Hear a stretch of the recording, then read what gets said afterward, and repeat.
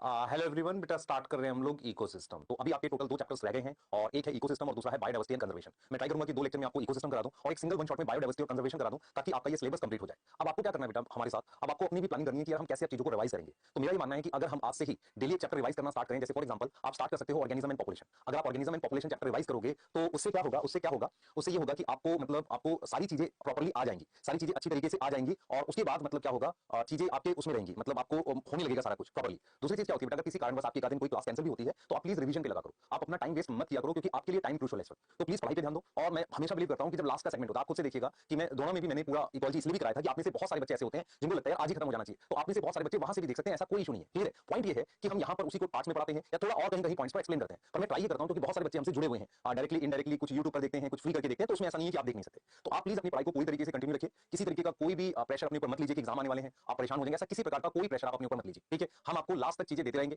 और जल्द ही कुछ ना कुछ आपको गाइड करेंगे कि यार देखो इस तरीके से चैप्टर वाइज आपको रिवाइज करना है, इसकी हम लोग आपके लिए पूरी प्लान कर रहे हैं। ठीक है, तो कोई घबराने की जरूरत नहीं, आपको मेहनत करो बेटा और सिलेक्ट हो जाओगे। मतलब मैं बार बार बोल रहा हूं, अगर आपने ईमानदारी से पढ़ा है आप सिलेक्ट हो जाओगे। अब जैसे मैं ये बात बोलता हूं ना तो बहुत सारे बच्चों के मन में आता है मैंने पूरी ईमानदारी से नहीं पढ़ा, पर बेटा तू पूरी ईमानदारी से नहीं पढ़ा, कुछ बचा है तो अब ईमानदार हो जा। मैं बार बार इसे बोल रहा हूं कि तुझे बाद में सिर्फ ये रिग्रेट होगा कि यार ये 10 दिन का गैप था बस, या 5 दिन का गैप था, इससे बड़ा रिग्रेट नहीं होता। या यार ये 4 क्वेश्चन ठीक हो गए तो मैं लाइन के उस पार होता। क्योंकि आप में से बहुत सारे बच्चे जो इस बैच में अभी तक टिके हुए हैं ये वो बच्चे हैं जो सिलेक्शन के लिए जाते हैं, या कुछ ऐसे भी होते हैं जो हाफ तक रहे फिर उन्होंने कहीं से वन शॉट देकर चीजें कंप्लीट करी, टेस्ट दे रहे हैं और कभी कभी वो पर्टिकुलर लेते हैं वो भी जाते हैं। पर मैं बार बार बोलता हूं कि जो आखिरी तक टिका रहता है वो जीतता है। तो प्लीज मेहनत करिए, आप अपने को बिल्कुल चैनलाइज करिए, अपनी पूरी ऊर्जा एनर्जी सिलेबस होने के बाद दिन की 14-15 घंटे की पढ़ाई आपको करनी है। क्लियर? सही है? यस। अब स्टार्ट करेंगे और स्टार्ट कैसे करेंगे, हमारा जो गोल है वो क्या है। देखो हम अभी कुछ बेसिक्स ऑफ इकोसिस्टम पढ़ाएंगे, प्रोडक्टिविटी पढ़ाएंगे और डिकम्पोजिशन पढ़ाएंगे। ठीक है, इस तरीके से आज का हम टॉपिक रखेंगे। देखो इस इकोलॉजी में टोटल 3 चैप्टर थे। पहला था ऑर्गेनिज्म एंड पॉपुलेशन, उसमें मैंने आपको बोला कि पॉपुलेशन वाला पार्ट जो है उसको बहुत अच्छे से करना है, उसके कुछ क्वेश्चंस मैंने डेवलप करे वो मैं आज आपको भेजूंगा। मैं आपसे एक प्रॉमिस कर रहा हूं कि प्लीज आप आज पूरा ऑर्गेनिज्म एंड पॉपुलेशन आज शाम या कल तक रिवाइज कर लो ताकि आप उसके वो 100-200 क्वेश्चन कर पाओ जो मैं आपको भेजूंगा, थोड़े से अच्छे लेवल के रहेंगे, उन्हें आप कर पाओगे। ठीक है, तो स्टार्ट करते हैं बेटा इकोसिस्टम को। तो ये टॉपिक है चैप्टर के, सबसे पहले basics of ecosystem, productivity, decomposition, energy flow, ecological succession, biogeochemical cycle. Yes ये है,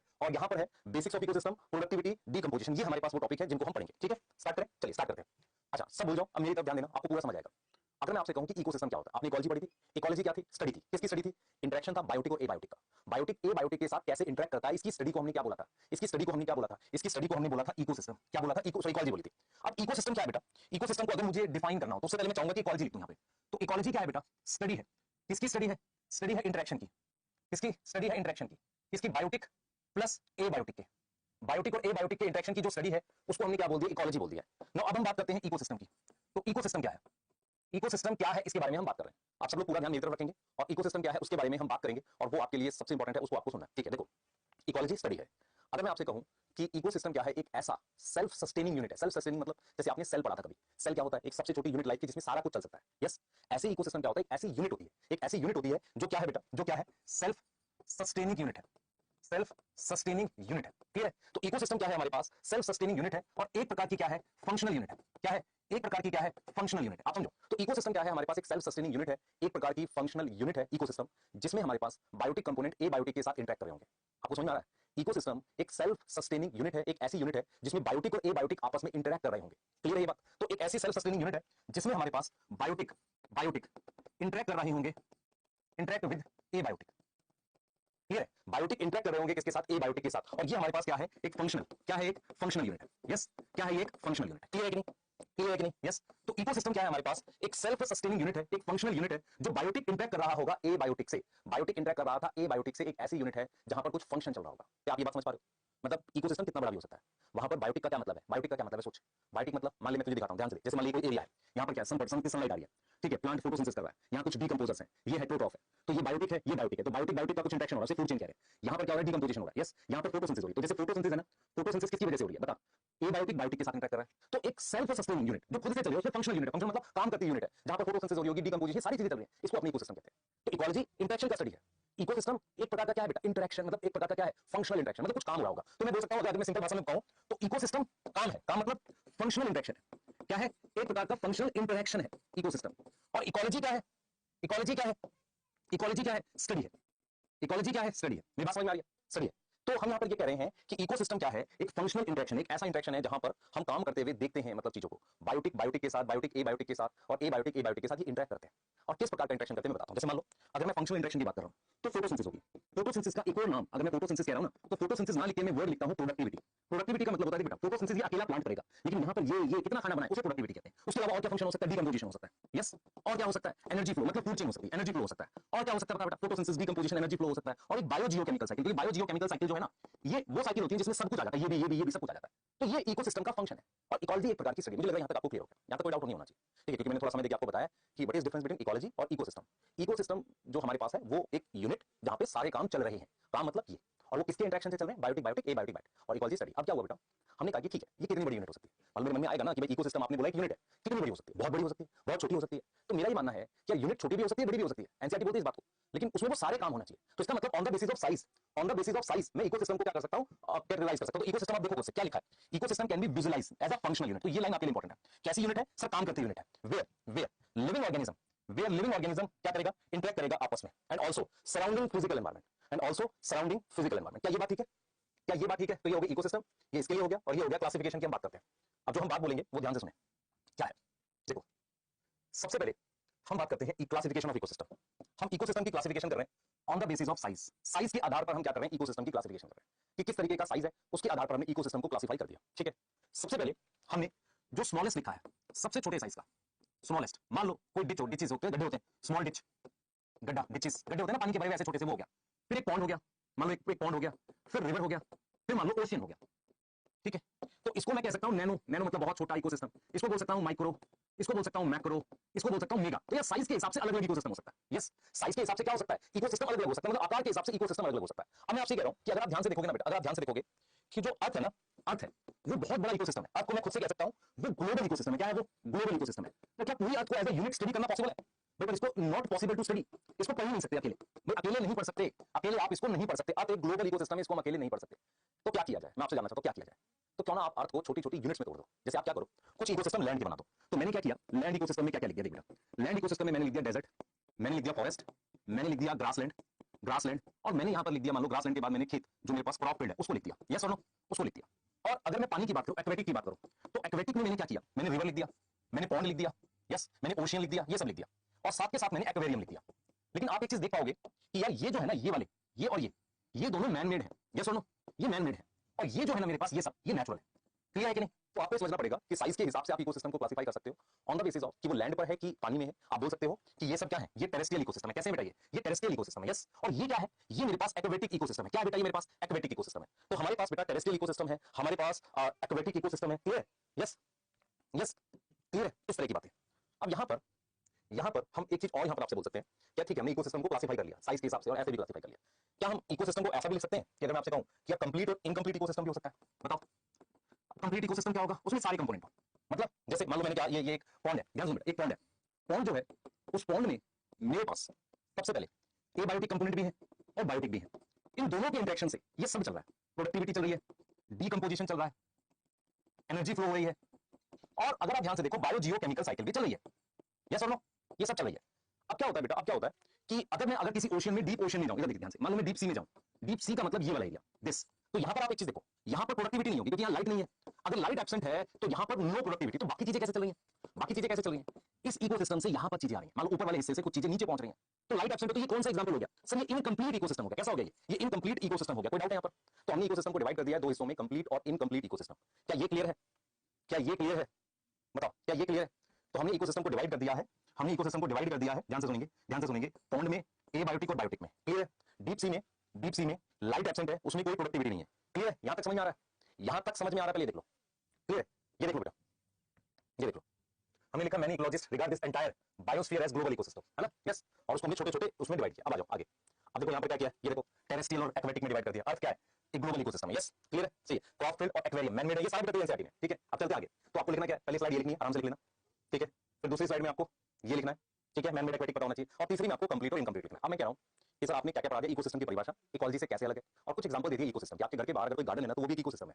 इकोसिस्टम मतलब उसमें सब कुछ चलना चाहिए। कई बार क्या होता है कुछ इकोसिस्टम इनकंप्लीट होते हैं, वो भी मैंने आपको उदाहरण से बता दिया। अब क्या बेटा देख समझिए इस बात को, मेरे पास इकोसिस्टम के कुछ ना कुछ फीचर्स होंगे। फीचर समझ में आता है? क्योंकि अब हम कैसे पढ़ेंगे, देखो कैसे पढ़ेंगे। मैं आपको फीचर ऑफ इकोसिस्टम बताऊंगा और एक एग्जांपल दूंगा पॉन्ड इकोसिस्टम का।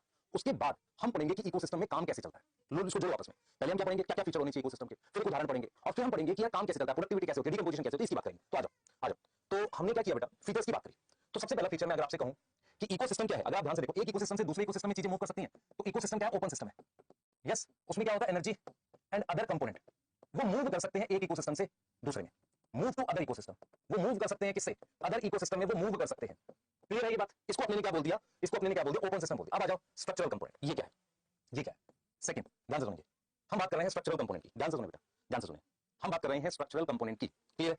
तो स्ट्रक्चरल कंपोनेंट में क्या आएगा, आप इस बात को समझें। स्ट्रक्चरल कंपोनेंट में क्या आएगा, हम इस बात को समझेंगे। ठीक है, हम इस बात को समझेंगे स्ट्रक्चरल कंपोनेंट में क्या आएगा, जो बहुत इंपॉर्टेंट है और आपको समझना पड़ेगा इस चीज को।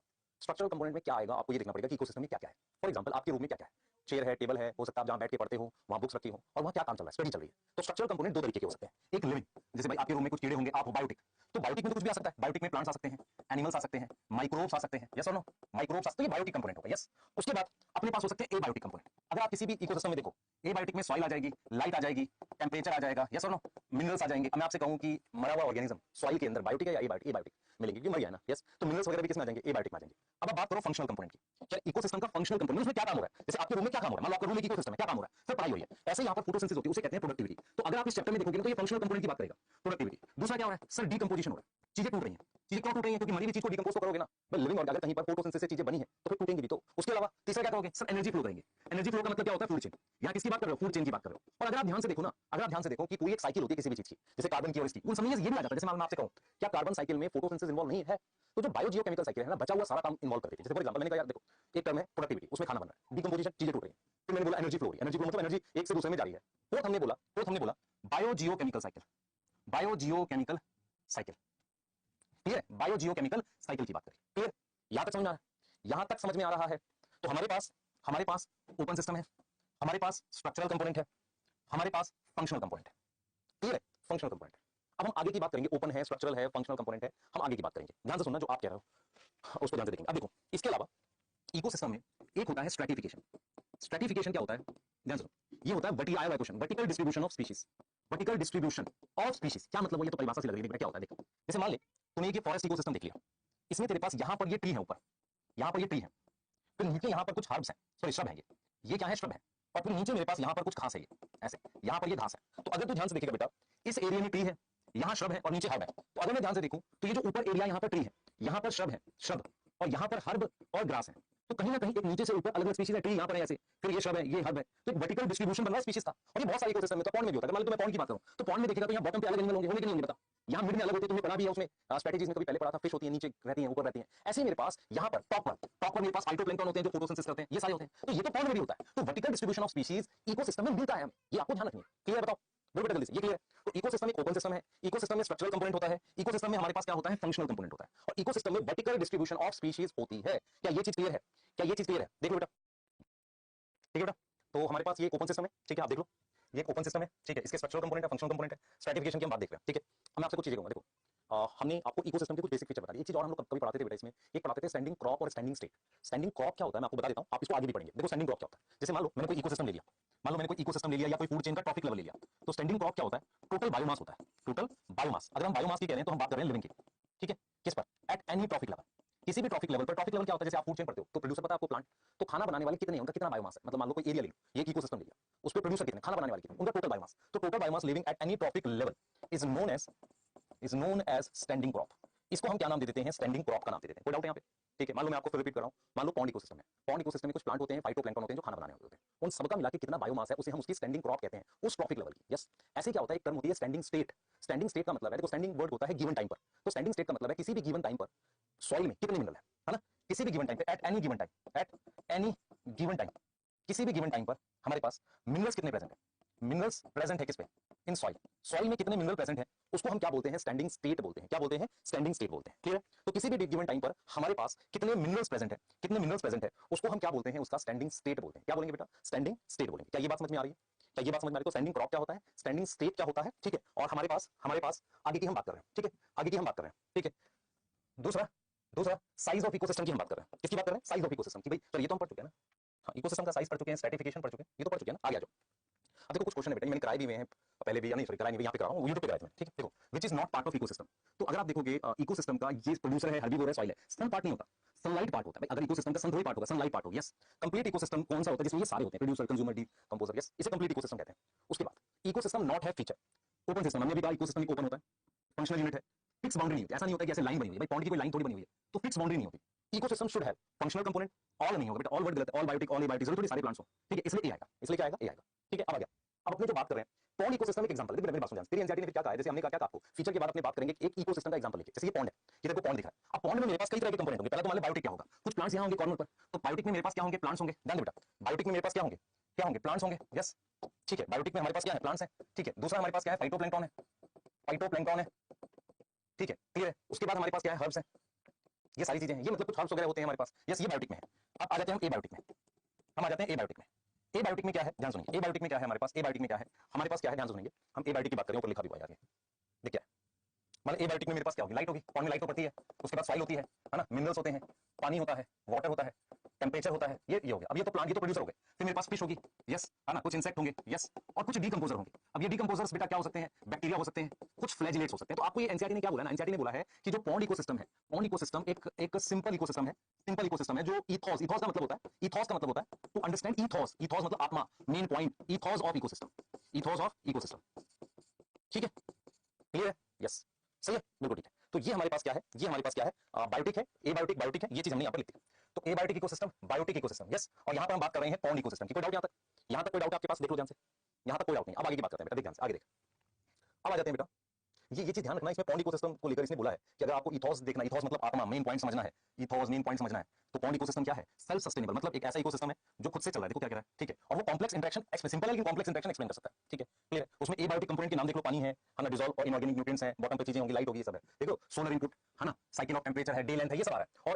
और बायोटिक में देखो जू प्लैंक्टन है, फाइटोप्लैंक्टन है, देखो कुछ प्लांट है, डूबे हुए प्लांट, और मार्जिनल, मार्जिनल मतलब जो साइड में मिलेंगे, फिर कुछ एल्गी है, फाइटोप्लैंक्टन है, अब इनको खाने के लिए जू plankton, dwelling animals, fungi, bacteria, flagellate, ये डिकंपोजर हो गए। तो ये क्या दिखा रहा है, ये दिखा रहा है कि पॉन्ड इकोसिस्टम एक सिंपल इकोसिस्टम है, पर किसी भी इकोसिस्टम में ये चार काम चलेंगे, कौन कौन से, ये चार, इनको डिटेल में पढ़ना, productivity, decomposition, energy flow, nutrient cycling. सबसे पहले हम ये पढ़ रहे हैं क्या, प्रोडक्टिविटी, सही जा रहा है दिमाग में, लिंक कर एक बार, what is difference between ecology and ecosystem, याद हो गया, इकोसिस्टम काम करता हुआ एक छोटी यूनिट, कई तरह के हो सकते हैं, man made, natural, small size, large size, पानी वाले, लैंड वाले इकोसिस्टम। दूसरा फीचर, ओपन सिस्टम होता है, बाउंड्रीज फिक्स नहीं होती, यस, स्ट्रैटिफिकेशन एक है, फंक्शनल कंपोनेंट होता है, स्ट्रक्चरल कंपोनेंट होता है। हम इस चैप्टर में कौन से कंपोनेंट की बात करेंगे, फंक्शनल कंपोनेंट की, कोई डाउट है नहीं। एग्जांपल क्या दिया, पॉन्ड इकोसिस्टम। अब हम बात करने वाले हैं टॉपिक की, जिसे हम नाम देंगे प्रोडक्टिविटी। यहां से काफी क्वेश्चन आने की उम्मीद है। रीजन क्या है बेटा, रीजन क्या है आपको पता होना चाहिए कि सिलेबस में कम चीजें और ये वो कॉन्सेप्चुअल चीजें जिससे क्वेश्चन आ सकता है। तो सबसे पहले आपको मैं जो बोल रहा हूं वो समझना।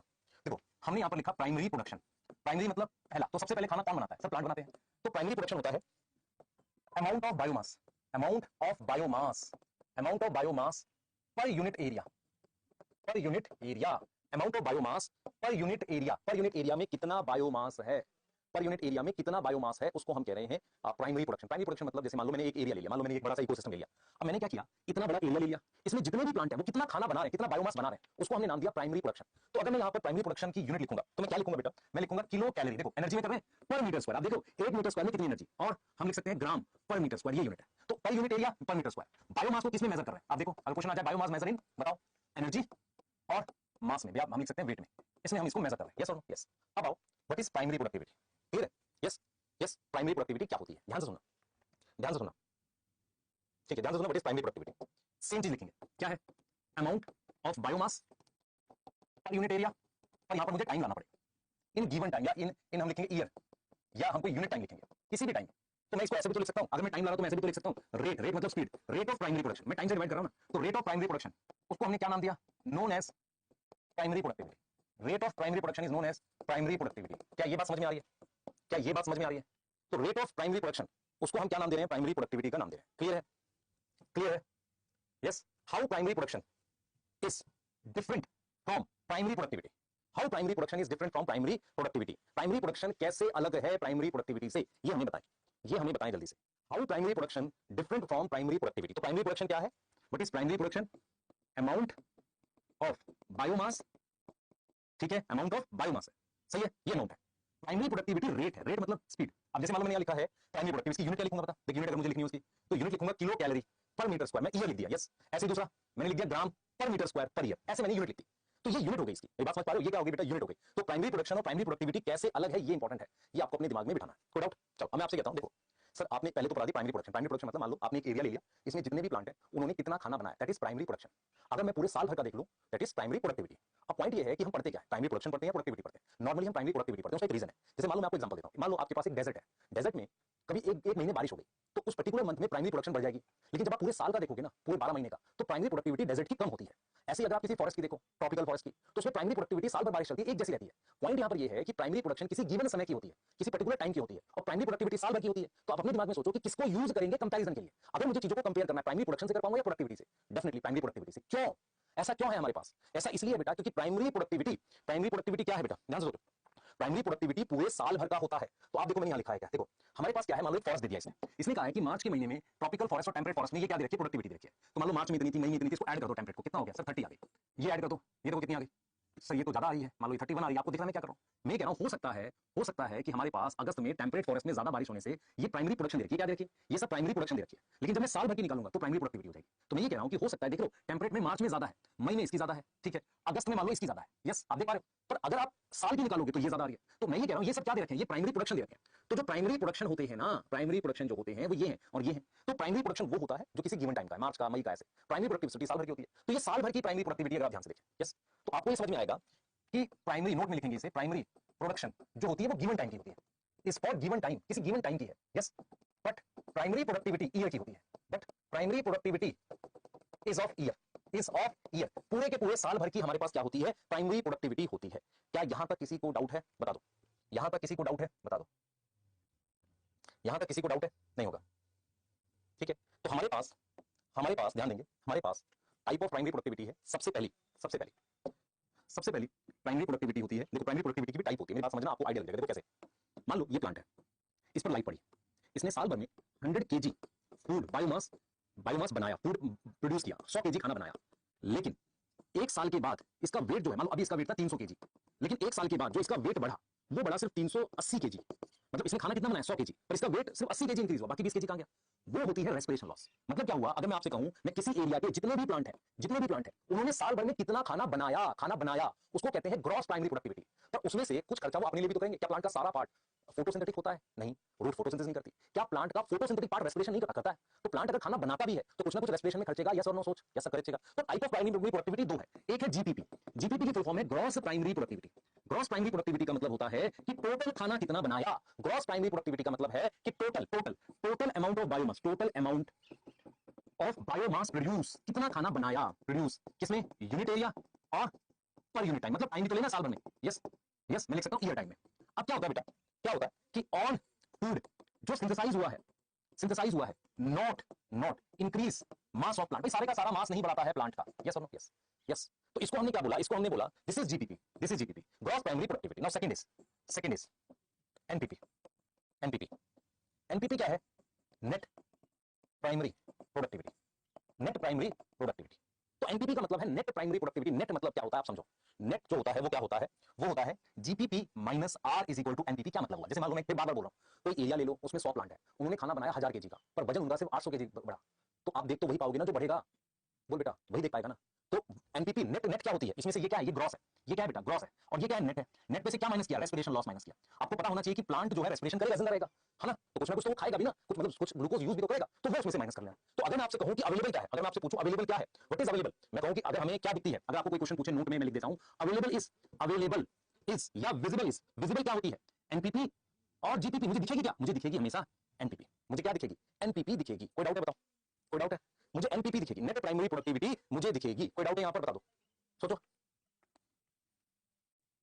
ठीक है, यस। तो मुझे दिखेगी क्या, अब देख लो,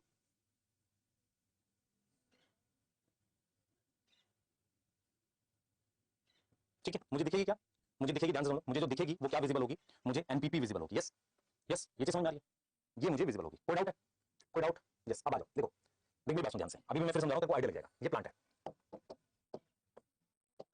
ध्यान से देखियो, ये प्लांट है, सर धीरे नहीं पड़ा, मैं समझा के पढ़ा रहा हूं। ये प्लांट है, मतलब इनका वजन 1000 केजी है, कुछ टाइम के बाद, एक साल के बाद इन सबका मिला के वजन है 1800 केजी, ये 1 ईयर के बाद हुआ है।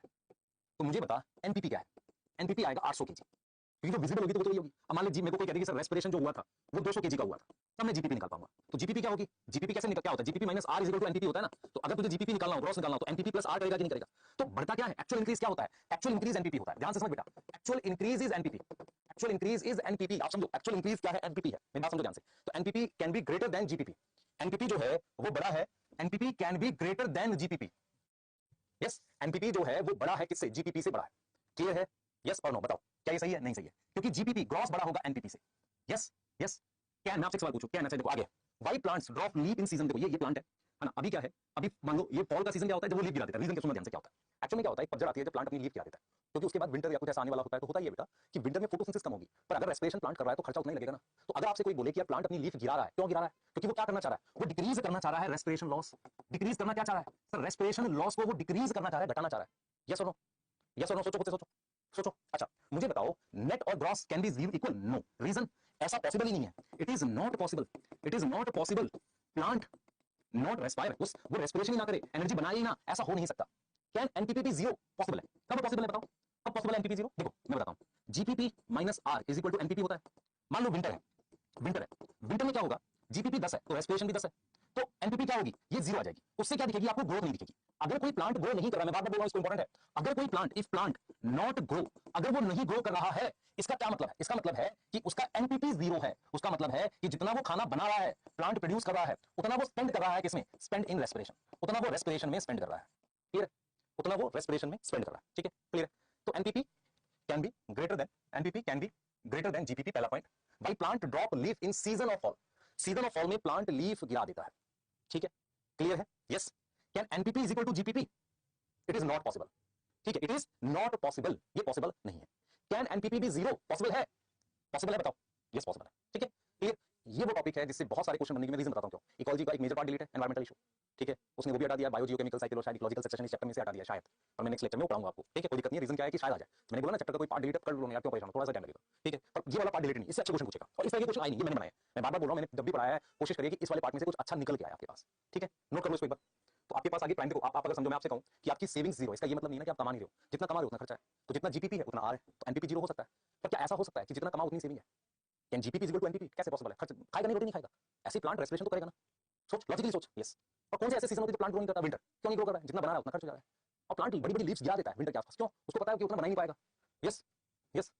अब आओ सेकेंडरी प्रोडक्टिविटी, सेकेंडरी प्रोडक्टिविटी क्या होती है, सबसे पहले समझो प्राइमरी प्रोडक्टिविटी कौन करता है, प्राइमरी प्रोड्यूसर, है ना, प्राइमरी प्रोडक्टिविटी कौन करता है, plants, primary productivity bye by plants, yes. अब हम बात करते हैं सेकेंडरी प्रोडक्टिविटी, तो सेकेंडरी प्रोडक्टिविटी कौन करेगा, बाय हर्बीवोर, बाय हर्बीवोर। अब ये हर्बीवोर कौन होते हैं, मैं जू प्लैंक्टन को कह सकता हूं, यस, भाई जू प्लैंक्टन हो सकता है, काऊ हो सकती है, डियर हो सकता है, यस, ये हर्बीवोर है मान लो, तो इनका कितना बायोमास बढ़ा, देखो बेटा इसका ये मान लो काऊ है, इसका बायोमास कितना बढ़ा, ठीक है, इसको कहते हैं secondary productivity, it is amount, क्योंकि बना नहीं रहा है, कुछ बना थोड़ी रहा, it is amount of biomass increase, biomass increase for for for primary consumer, consumer मतलब खाने वाला, कंज्यूमर मतलब खाने वाला या हर्बीवोर। और इसमें नेट, आप सोचिए इसमें नेट और ग्रॉस क्यों नहीं है, देखो बेटा नेट और ग्रॉस उसके लिए होता है जो कमाता है, मान लो आपके फादर कमा रहे हैं, उनके लिए खर्चा सेविंग मैटर करता है, वो आपको पॉकेट मनी देते हैं, तो आपके पास पॉकेट मनी तो उनसे आ रही है, उसमें नेट ग्रॉस कैसे होगा, सर मैं भी सेविंग, तेरी सेविंग थोड़ी, तेरी जो दे दिया वो तेरे लिए क्या है, नेट ही है मान ले, हाँ, तो इसमें कितना बायोमास बढ़ा होगा, it is increase in biomass, मान लो पहले 100 केजी की थी 120 केजी की है, तो ये इंक्रीज, क्योंकि ये किसी और से ले रहे हैं, उसमें नेट ग्रॉस नहीं हो सकता, बना थोड़ी रहे हैं, जो बढ़ आ रहा है वो बढ़ ही रहा है एक तरीके से, हाँ रेस्पिरेशन लॉस इनका भी है, पर मैं ये कह रहा हूं कि मेरा पॉइंट सिर्फ ये समझाने का है कि भाई जो आ रहा है उसमें से खर्च रहे हैं, और जो बढ़ रहा है वो अपना सीधे सेकेंडरी प्रोडक्टिविटी में, नेट ग्रॉस नहीं बोल सकता इसमें, रीजन क्या है कि ये हम किसी और पर निर्भर है, जो कमा रहा होता है उसके लिए मन बनता है कि भाई मैंने क्या अर्न किया, क्या खर्च किया, क्या सेविंग है, पर जिसको किसी और से डायरेक्टली मिल रहा है दैट इज नॉट नेट, और उसमें ग्रॉस में रख सकते, ऐसे ही हर्बीवोर में नेट ग्रॉस नहीं होता, सीधे सेकेंडरी प्रोडक्टिविटी। अब कौन से ऐसे फैक्टर्स हैं, क्योंकि सेकेंडरी प्रोडक्टिविटी किस पे डिपेंड, मुझे बता, सेकेंडरी प्रोडक्टिविटी तो प्राइमरी प्रोडक्टिविटी पे डिपेंड है, जितना खाना बनेगा उसके हिसाब से एनिमल होंगे वहां पर प्राइमरी प्रोडक्टिविटी को डिपेंड कराने के लिए टाइप ऑफ हैबिटेट, मतलब क्या है भाई, पानी है, वाटर है, लैंड है, ये सब है, यस। दूसरा दूसरा ठीक है, फर्स्ट हमारे पास है टाइप ऑफ हैबिटेट, ये हमारे पास क्या है, ये हमारे पास पानी है और ये हमारे पास लैंड है, दूसरा दूसरा ठीक है, दूसरा first is type of habitat, clear, first is type of habitat, second second first होता है हमारे पास टाइप ऑफ हैबिटेट, सेकंड हमारे पास होता है, हाँ फर्स्ट हो गया टाइप ऑफ हैबिटेट, सेकंड हमारे पास क्या होता है, सेकंड हमारे पास होता है कि टाइप ऑफ प्लांट्स, किस तरह के वहां प्लांट्स हैं, ठीक है, फिर एबायोटिक फैक्टर कौन से, एबायोटिक फैक्टर्स मतलब मिनरल प्लस ऑयल, ये सारा कुछ है ना, एबायोटिक फैक्टर सनलाइट, ये सारा ये सब है हमारे पास, ठीक है। चलो अब मैं आपसे कंपैरिजन चाह रहा हूं, यहां से क्वेश्चन आएगा, देखो बेटा क्या होता है कि हमने प्राइमरी प्रोडक्टिविटी पढ़ी क्यों थी, कंपैरिजन के लिए, यस और नो। तो अगर मैं आपसे कहूं, आपकी एनसीईआरटी ने दिया है, आपकी एनसीईआरटी ने एक्वेटिक को टेरेस्ट्रियल से कंपेयर किया, आप मुझे बताओ, आपने जब बचपन में ज्योग्राफी कभी पढ़ी थी, तो 70% एरिया अर्थ पे वाटर है, अर्थ पर क्या है, वाटर है, 30% टेरेस्ट्रियल है, यस। अब मैं आपसे कह रहा हूं बेटा कि जो अर्थ की टोटल प्राइमरी प्रोडक्टिविटी है, प्राइमरी मतलब हम यहां पर नेट की ही बात कर रहे होंगे, प्राइमरी प्रोडक्टिविटी है वो है, हम कह रहे हैं 170 बिलियन टन साल का है, इतना खाना साल में बनता है, उसमें एक्वेटिक सिर्फ 55 है। अब आप देख लो कि एक्वेटिक का देख लो एरिया ज्यादा है पर प्रोडक्टिविटी कम है, मतलब समझ में आ रहा है, अभी माइनस कर दो 173 कितने 115 बिलियन टेरेस्ट्रियल का आ जाएगा। मेरा पॉइंट सिर्फ आपको ये समझाने का है कि भाई एक्वेटिक में कम क्यों है, पानी में कम क्यों प्रोडक्टिविटी, एरिया तो बहुत है। एक्चुअली में क्या होता है बेटा, पानी में क्या क्या चीजें इंपॉर्टेंट है प्राइमरी प्रोडक्टिविटी के लिए, एक तो मुझे लाइट चाहिए, मिनरल्स चाहिए, देख बेटा खाने के लिए क्या क्या चाहिए, मिनरल्स, CO2, लाइट, है ना, यही तो चाहिए, और पानी चाहिए। अब मैं आपसे पूछ रहा हूँ, पानी में इसका तो कोई रोल नहीं है, मिनरल्स भी होते ही हैं अक्सर। प्रॉब्लम आती है लाइट को लेके। यस, प्रॉब्लम लेके किसको आती है? लाइट को लेके आती है। एक्चुअली क्या होता है, ओशियन में गहराई में ज्यादा लाइट जाती नहीं है, तो जो सरफेस पर हो पाती है, लेकिन लैंड पर देखोगे ना, लैंड पे लाइट अच्छी खासी चली जाती है। तो हम यही चीज कह रहे हैं कि इन वाटर क्या होगा, पेनिट्रेशन ऑफ लाइट एक इशू है। पेनिट्रेशन ऑफ लाइट, लाइट की जो पेनिट्रेशन है ना, वो बड़ा डिसाइडिंग फैक्टर होता है। इसके अलावा अगर मैं आप देख, मेरी बात समझ बेटा, मैं बात कर रहा हूँ ओशियन की, यहाँ पर मैं पानी के अंदर CO2 घुली हुई होती है, और पानी तो आई, दो चीजें रह गई, मिनरल्स और लाइट। अगर तू फ्रेश वाटर बॉडी देखे, लेक, रिवर, उनमें मिनरल्स की भी प्रॉब्लम है क्योंकि वो फ्रेश वाटर है, लेकिन जो तेरे पास ओशन है वहां मिनरल्स तो है ही। यस, क्या काम होता है ओशन में? नाइट्रोजन नहीं होती, ओशन में नाइट्रोजन नहीं होती। इसीलिए कहीं पर अगर नाइट्रोजन मिलती है, जैसे कि कोरल रीफ होते हैं, कोरल रीफ में अच्छी खासी नाइट्रोजन मिल जाती है क्योंकि वहां डेड ऑर्गेनिक मैटर होता है, इसलिए वहां ज्यादा प्रोडक्टिविटी है। तो पानी में मिनरल्स की वैसे प्रॉब्लम नहीं है, नाइट्रोजन सबसे कम मिनरल होता है। इसीलिए कई बार क्या होता है, जब नाइट्रेट वगैरह बहकर जाते हैं पानी में, अचानक से एल्गी ग्रो करती है। सोच पा रहा है इस बात को? तो यही चीज मैं तेरे को समझा रहा हूं कि ठीक है, ये वाली बात मुझे आ गई समझ में। अब टेरेस्ट्रियल जो होता है ना बेटा, मतलब आपको ये बात समझ में आ रही है, डिसाइडिंग फैक्टर है, तो इसलिए पानी में कम होती है, लैंड पर ये प्रॉब्लम है। अब देखो, टेरेस्ट्रियल में मेरे पास सबसे ज्यादा होती है ट्रॉपिकल फॉरेस्ट। आपको नहीं पता, ट्रॉपिकल फॉरेस्ट वो होते हैं जहां खूब बारिश होती है। उसके बाद हमारे पास होती है टेम्परेट की, टेम्परेट मतलब जहां सीजनल बारिश होती है। फिर आ जाते हैं ग्रासलैंड, वहां होती है। फिर मेरे पास डेजर्ट आ जाते हैं। यस, एक्वेटिक में सबसे ज्यादा होती है कोरल रीफ की। कोरल रीफ समझ में आता है? मैंने कहा ना, कोरल रीफ क्या होता है, कम शैलो, छिछले पानी कहते थे, शैलो वाटर में होते हैं। वहां पर ऑर्गेनिक मैटर होते हैं, लाइट पड़ती है और थोड़ा गर्म पानी होता है, तो शैल कोरल रीफ हो गया। यूज स्टडीज ले सकते हो। और फिर मैं लिख सकता हूं टेम्परेट ओशन। यहाँ ट्रॉपिकल ओशन की सबसे कम होती है, उसका एक स्पेसिफिक रीजन है। अच्छा, आपको ये पता है बेटा कि पानी जो होता है वो अगर लाइट पड़ेगी तो गर्म हो जाता है। असल में क्या होता है, ट्रॉपिकल ओशन में ऊपर जो होता है ना, पानी गर्म रहता है, नीचे ठंडा रहता है, और पूरे साल भर एक जैसा रहता है, और मिनरल्स नीचे बैठ जाते हैं। मिनरल्स टाइम के साथ नीचे बैठ जाते हैं, और लाइट ऊपर रहती है, तो इसलिए नहीं होती प्रोडक्टिविटी ट्रॉपिकल ओशन में। टेम्परेट में क्या होता है, गर्मियों में पानी गर्म है ऊपर, नीचे ठंडा है, ठंड में ऊपर ठंडा है, नीचे गर्म है, और वो पानी ऐसे घूमता है। घूमता क्यों है? क्योंकि भाई जब ये गर्म ले रहा है, ये ठंडी ले रहा है, फिर जब समर हटेगी तो ये पानी मिक्स होगा ना। मेरी बात समझ में आ रही है? सोच सोच सोच, इससे होता क्या है, ट्रॉपिकल ओशन मतलब इक्वेटर के पास, इक्वेटर के पास पानी हमेशा गर्म है, नीचे ठंडा है, और मिनरल्स नीचे बैठ जाते हैं, लाइट ऊपर है, तो वहां उतनी प्रोडक्टिविटी नहीं होती। लेकिन टेम्परेट ओशन में सीजन होती है, सीजन मतलब अभी पानी गर्म है, फिर पानी ठंडा है, तो पानी मिक्स होता है जब सीजन हटते हैं, मिक्सिंग में मिनरल मिक्स होते हैं, तो मिनरल्स ऊपर आते हैं। ये रीजन है कि मैं टेम्परेट ओशन को ऊपर लिख रहा हूं। आप समझ रहे हो मैं क्या क्या कहना चाह रहा हूं? अच्छा, आर्टिफिशियल में सबसे ज्यादा maximum productivity sugarcane field की होती है। मैक्सिमम प्रोडक्टिविटी किसकी होती है बेटा? शुगर केन फील्ड की। किसकी है? शुगर केन फील्ड की। क्या ये बात समझ में आ रही है? बताइए, क्या ये बात समझ में आ रही है आपको? क्लियर है? बताइए, क्या ये बात समझ में आ रही है?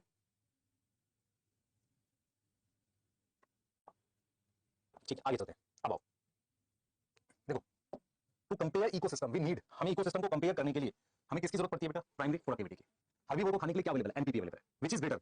सेकेंडरी प्रोडक्टिविटी तो कमी होगी क्योंकि प्राइमरी से बनती है। सबसे ज्यादा क्या होगी? जीपीपी। देखो, जीपीपी सबसे ज्यादा है, फिर एनपीपी होगी, फिर सेकेंडरी प्रोडक्टिविटी होगी, क्योंकि सेकेंडरी प्रोडक्टिविटी तो बेटा इसको खाने के बाद बनती है, तो ये भी तो रेस्पिरेशन लॉस करता होगा। Yes yes yes. अगर मुझे मान लो, ध्यान सुनो, मुझे रेस्पिरेशन लॉस निकालना है, तो कैसे निकालूंगा? GPP minus NPP. अगर मुझे सेकेंडरी प्रोड्यूसर का रेस्पिरेशन लॉस निकालना है, वो कैसे करूंगा मैं? अगर आपसे कोई कहे कि सेकेंडरी प्रोड्यूसर का रेस्पिरेशन लॉस निकालो, तो कैसे निकालोगे? तो एनपीपी को माइनस कर दे बेटा सेकेंडरी प्रोडक्टिविटी से। सोचिए इस बात को, ये तेरे को समझ में आ जाएगी। और चाहे मुझे जरूर बताइए सर, ये तो बहुत बढ़िया बात बता दी आपने, क्योंकि बेटा देख, बायो और कोई भी सब्जेक्ट सोच पर भी तो है, हम नए नए क्वेश्चन कैसे बना सकते हैं, और फिर आने के बाद मैं कराऊंगा, फिर कोई फायदा नहीं। मुझे उससे पहले तुझे सब समझाना है। आ गया? ठीक है, प्राइमरी प्रोडक्शन हमने बता दिया। देख लो, सारे फॉर्मूलेस तुम्हारे सामने हैं। ये फिर देखो, ग्राम पर ईयर, देखो, kilocalorie metre square per year, यहाँ करेक्शन आई है, यहाँ पे देख लेना। नेट प्राइमरी बता दी है, ग्रॉस बता दी है, और रेस्पिरेशन लॉस माइनस किया। ठीक है, हर्बीवोर के लिए क्या अवेलेबल होती है? एनपीपी। क्या अवेलेबल होती है? एनपीपी। यस, ठीक है, अब ये उसकी बात कर रहा है। देखो यहाँ पर ये 170 बिलियन टन, 70, 55, ये भी डाटा पढ़ा ना हमने उसका, लैंड की, और 11 टीचर से डिस्कस कर लिया। अब आओ, सेकंड फंक्शन पढ़ना इकोसिस्टम का, दैट इज डीकंपोजिशन। बहुत ध्यान से सुनिएगा, सारा समझ में आएगा। Now, what is decomposition? मैं आपसे एक सवाल पूछूंगा, मुझे बताना। कभी आपने ये फील किया है कि अगस्त वगैरह के आसपास, जुलाई के आसपास जब बहुत बारिश होती है तो अचानक से बहुत सारी घास उग जाती है? तो क्या सारी घास या सारी ग्रास यानी हर्बीवोर खा पाता है? नहीं सर, बहुत सारी कैसे खा पाएगा, इतनी तो हर्बीवोर ही नहीं है। इसका मतलब ये है कि बहुत सारा खाना वापसी सॉइल में जाकर डीकंपोज होता है। तो डीकंपोजिशन हमें लगता है उतना इंपॉर्टेंट नहीं है मरे हुए के लिए, लेकिन आपको ये समझना पड़ेगा, प्लांट जितना खाना बनाते हैं उतना हर्बीवोर खा ही नहीं सकता। बहुत सारा खाना वापसी जमीन में जाता है, और वो ज्यादा होता है जो खाए किसको, ये रियलिटी है। बहुत कम ही हर्बीवोर खा पाते हैं, मैक्सिमम चीज वापसी सॉइल में जाकर डीकंपोज होती है। तो इसका मतलब डीकंपोजिशन तो फूड चेन के एनर्जी फ्लो से भी काफी इंपॉर्टेंट पार्ट है। तो डेफिनेशन ये है डीकंपोजिशन की, अगर आप ध्यान से सोचो, इट इज ब्रेक डाउन। सबसे पहले तो चीजों को तोड़ना है, break down of complex organic. Complex organic, complex organic मतलब जैसे मान लो मैंने सेल वॉल हो गई, सेलुलोज हो गया, स्टार्च हो गया, प्रोटीन हो गई, ऐसी चीजों को इनटू सिंपल इनऑर्गेनिक। ऐसी सिंपल इनऑर्गेनिक चीज जो दोबारा यूज हो सके। भाई मैं आपसे कहूं कि किसी कॉम्प्लेक्स चीज को सिंपल में तोड़ना है, सिंपल का क्या मतलब? सिंपल का मतलब वो दोबारा यूज हो सके, जैसे कि मान लो पानी और CO2, ऐसी चीजों में। यस, इसी कह रहे हैं डीकंपोजिशन।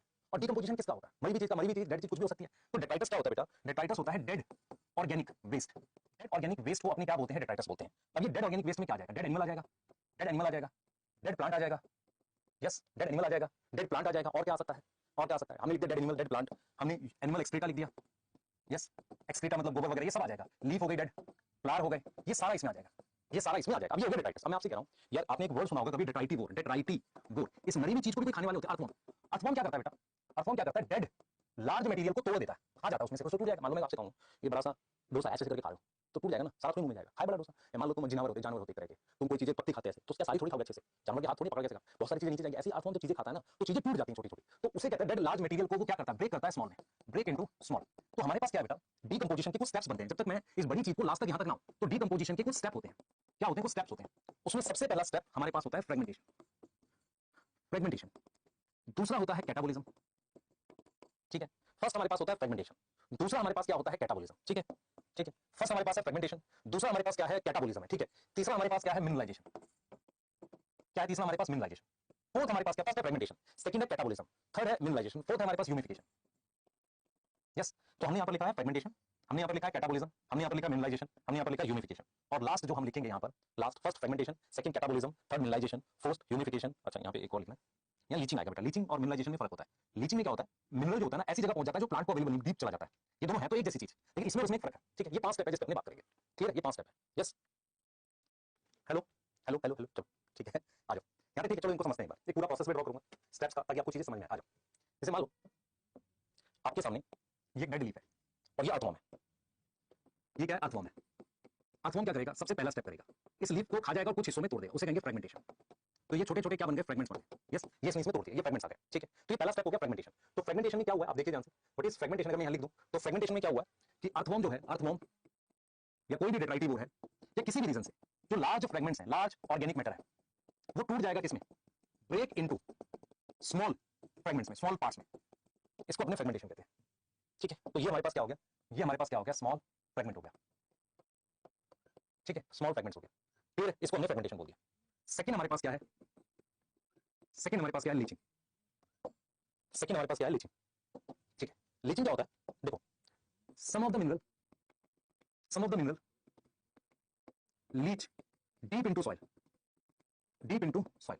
कुछ ऐसे मिनरल्स हैं जो नीचे डीप जा रहे हैं, कहां जा रहे हैं, डीप जा रहे हैं सॉइल में, उसको अपने क्या बोलते हैं, लीचिंग बोलते हैं, उसको अपने क्या बोलेंगे, लीचिंग बोलेंगे। क्या ये समझ में आ गया, लीचिंग का क्या मतलब होता है बेटा, ये अर्थवॉर्म है, यहाँ पे समझ इस बात को, ये अर्थवॉर्म है, ये स्लीप को खा रहा है तो मेरे पास फ्रेगमेंट्स बन गए। लीचिंग क्या होता है, some of the minerals leach deep into soil, वो डीप चले जाते हैं, और जो ये मिनरल्स नीचे चले गए ना बेटा, नीचे चले गए, और ये कैसे मिनरल्स होते हैं, पानी में, जैसे मान लो मैंने स्लीप को टुकड़े में तोड़ा तो कुछ मिनरल्स ऐसे नीचे रिलीज होकर पानी के साथ नीचे जा रहे हैं, और यहाँ आ गए ये मिनरल्स, और ये मिनरल्स कहाँ आ गए, डीप इन सॉइल, और ये अनअवेलेबल सॉल्ट, प्रेसिपिटेट, प्रेसिपिटेट का मतलब होता है इकट्ठा हो जाना, प्रेसिपिटेट क्या होगा, अनअवेलेबल सॉल्ट। तो क्या लीचिंग से जो मिनरल जाते हैं प्लांट को अवेलेबल होते हैं, नहीं होते, तो इसको अपने बोलते हैं लीचिंग। अब आ जाओ आगे की कहानी। अब ये जो फ्रेगमेंट्स हैं, ये जो फ्रेगमेंट्स हैं, ध्यान से सुनो, ये जो छोटे छोटे फ्रेगमेंट्स हैं, अब इन पर क्या होता है बेटा, बैक्टीरिया फंजाई काम करता है, उसे कहते हैं कैटाबोलिज्म।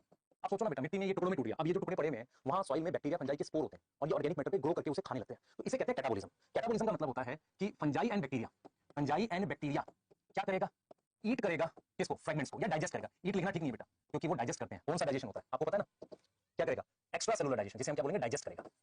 यस, जिसे हम एक्स्ट्रा सेलुलर डाइजेशन कहते हैं। अब उसके बाद ये बन गया undigested, this is undigested organic, undigested organic है, क्लियर। तो ये तीसरा स्टेप है। तो हमने यहाँ पर क्या बोला बेटा, कैटाबोलिज्म में क्या बोला कि फंजाई और बैक्टीरिया कैसा डाइजेशन करेंगे, एक्स्ट्रा सेलुलर, क्या रिलीज करेंगे, enzyme, extra cellular digestion of small organic. Yes और नो, सोचो। यस, और लीचिंग में क्या होगा, जो मिनरल्स थे, मिनरल्स आफ्टर फ्रेगमेंटेशन डीप चले गए, फ्रेगमेंटेशन गोज डीप। अब मैं आपसे एक सवाल पूछता हूं, ये जो 3 स्टेप है ये एक साथ चल रहे होते हैं, मतलब ये 3 कहां गए, ये वाले, ये 3 क्यों, क्योंकि ऊपर लेयर में चल रहा है। मान लो बहुत सारा ऐसा है जो अनडाइजेस्टेड है, अब उसके ऊपर एक और लीफ है, ये 3 स्टेप चल रहे हैं, फ्रेगमेंटेशन, कैटाबोलिज्म, लीचिंग। आप अज्यूम करो ये मिट्टी है, मिट्टी पे अनडाइजेस्टेड चीज पड़ी हुई है जो नहीं डाइजेस्ट कर पा रहा था बैक्टीरिया फंजाई, इसके ऊपर और लीफ गिर गई। अब ये जो अनडाइजेस्टेड है ना, ये धीरे धीरे ह्यूमस में कन्वर्ट होगा, लेकिन ऊपर वाली लीफ पर ये 3 प्रोसेस चलते रहेंगे। तो आपको ये समझना है कि ये जो 3 स्टेप है, ये जो 3 स्टेप है, ये 3 स्टेप किसमें होंगे, अपर ऑन फ्रेशली डेड ऑर्गेनिक पर, और ये अपर लेयर में होंगे, कहां होंगे, अपर लेयर में। बाकी के जो 2 प्रोसेस हैं ये थोड़ा सा स्लो होते हैं, और कहां होंगे, अकर इन सॉइल, ये कहां होंगे, सॉइल में होंगे। यस, ठीक है, क्लियर। तो अब हम आ जाते हैं इस पे, अब हम आ जाते हैं फीचर ऑफ ह्यूमस, ठीक है। किसकी बात कर रहे हैं, फ्यूचर ऑफ ह्यूमस की बात कर रहे हैं, ठीक है। अब आ जाओ, फीचर क्या होता है ह्यूमस का, उससे पहले अपने बात करेंगे इसकी ह्यूमिफिकेशन और इसकी। बात देख बेटा, यहाँ पे इसको समझ। अब ये अनडाइजेस्टेड है, तुझे पता है इसके ऊपर और नई मरी हुई लीफ की होगी। ये अनडाइजेस्टेड है ना, ये धीरे धीरे किसमें डेवलप करने लगेगा, ह्यूमस में, ये ह्यूमस बनाने लगेगा, ठीक है, और ब्लैक कलर का हो जाएगा। इस प्रोसेस को कहेंगे ह्यूमिफिकेशन। अच्छा, अब क्या ह्यूमस इकट्ठा होता जाता है, वो जो अनडाइजेस्टेड नहीं, वो भी धीरे धीरे टूटता है, पर उतनी फास्ट नहीं जैसे कैटाबोलिज्म होता है। तो ह्यूमस भी धीरे धीरे टूटेगा, अगर धीरे धीरे टूटेगा तो मिनरल्स धीरे धीरे नीचे जाएंगे सॉइल में, और वो रूट्स को अवेलेबल होते हैं। तो इस प्रोसेस को फिफ्थ को कहते हैं मिनरलाइजेशन। अगर आप ध्यान से देखो, मिनरलाइजेशन और लीचिंग दोनों में मिनरल्स रिलीज हो रहे हैं, पर लीचिंग में वो पानी में सॉल्युबल थे प्रॉपर्ली, और नीचे चले जाते हैं डीप सॉइल में। इसीलिए कहते हैं बेटा, जो मिनरल्स हम लोग फर्टिलाइजर डालते हैं ना, वो धीरे धीरे नहीं जाते सॉइल में, वो एक साथ नीचे चले जाते हैं, और उनमें से बहुत सारे गहरी लेयर पे, डीप लेयर में जाके अनअवेलेबल सॉल्ट की तरह इकट्ठा हो जाते हैं, ग्राउंड वाटर पॉल्यूट करते हैं फर्टिलाइजर्स। इसलिए मैन्योर यूज करना चाहिए, क्योंकि वो ह्यूमस बनाएगा। तो मिनरलाइजेशन क्या होता है, वो उसमें क्या होगा, स्लोली स्लोली मिनरल्स मूव कर रहे हैं, और वो अवेलेबल होते हैं प्लांट को, अवेलेबल टू प्लांट, क्योंकि वो धीरे धीरे जाने प्लांट ले सकता है। तो बेटर क्या हुआ सर, मिनरलाइजेशन ज्यादा बेटर है। तो यही चीज हम आपको बोल रहे हैं यहाँ पर कि हमारे पास जो 4th स्टेप है वो है ह्यूमिफिकेशन। तो ह्यूमिफिकेशन में क्या होगा, जो अनडाइजेस्टेड है सॉइल में, अनडाइजेस्टेड इन सॉइल, वो डेवलप होगा किसमें, डेवलप इनटू ह्यूमस। वो डेवलप हो गया किसमें, ह्यूमस में डेवलप हो गया, यस और नो, यस, इसको ह्यूमिफिकेशन कह रहे हैं। और फिफ्थ हमारे पास क्या है बेटा, ये ह्यूमिफिकेशन है, दिस इज ह्यूमिफिकेशन। और फिफ्थ हमारे पास क्या है, फिफ्थ हमारे पास क्या है, इसे कह रहे हैं मिनरलाइजेशन।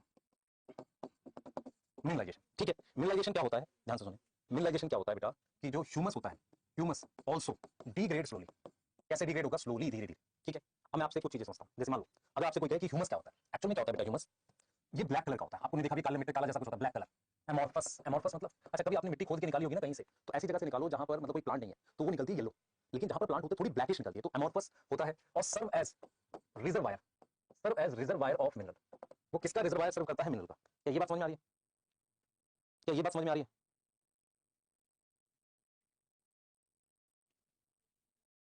क्या ये बात समझ में आ रही है, सोच लो। तो हमारे पास क्या है, ये फीचर है किसका, ह्यूमस का।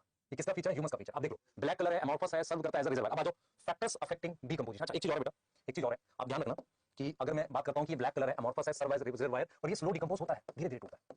यस, अच्छा मैं आपसे कहूं कि मुझे एक चीज बताओ, मुझे बताना, ये एरिया फॉरेस्ट है और ये ग्रासलैंड है, क्या यहाँ सेम रेट से डिकंपोजिशन होगा, और यहाँ कोल्ड एरिया है।